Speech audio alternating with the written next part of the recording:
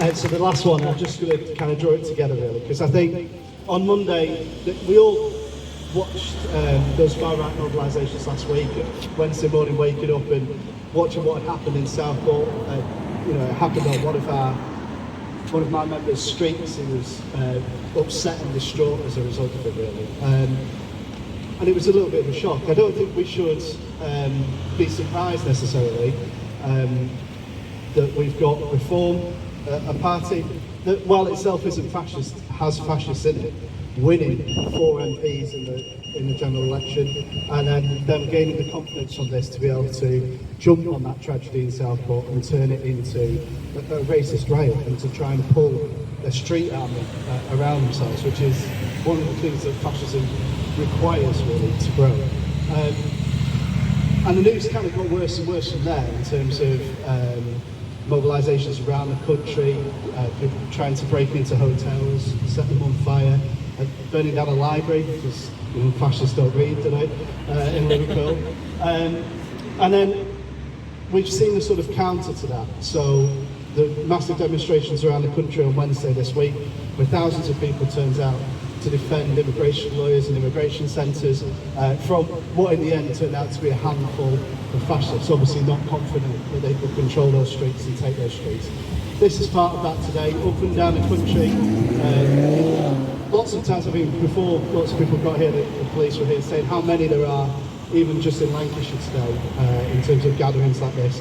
It's an important step in terms of us showing that we are united together and that those politics aren't acceptable as part of our normal everyday lives and as part of our town.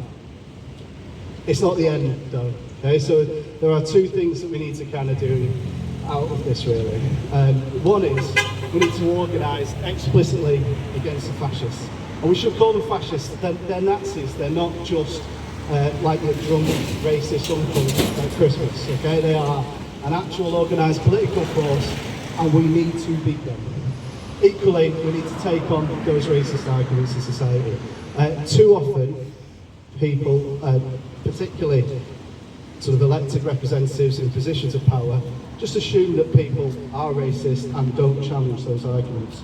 That's not acceptable anymore. Today is part of challenging that consensus that seems to have grown in the media and in the political class that everybody down here is a bit racist. You know, when you see the sort of stereotypes of northern voters on BBC News in the morning, we're all racist up here, you know, and you've got to be a little bit racist to get elected. Well, it isn't true. And today's rally, I think, shows that it isn't true.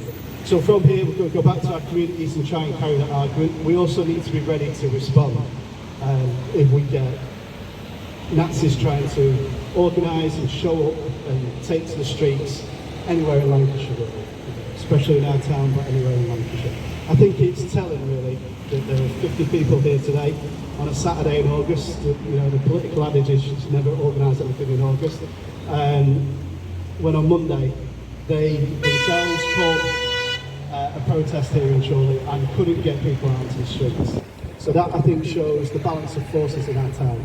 And it's useful for us to remind ourselves of that here today.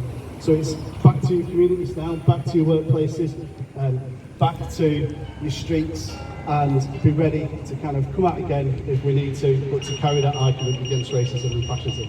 So thank you all very much for coming here today. Thank you.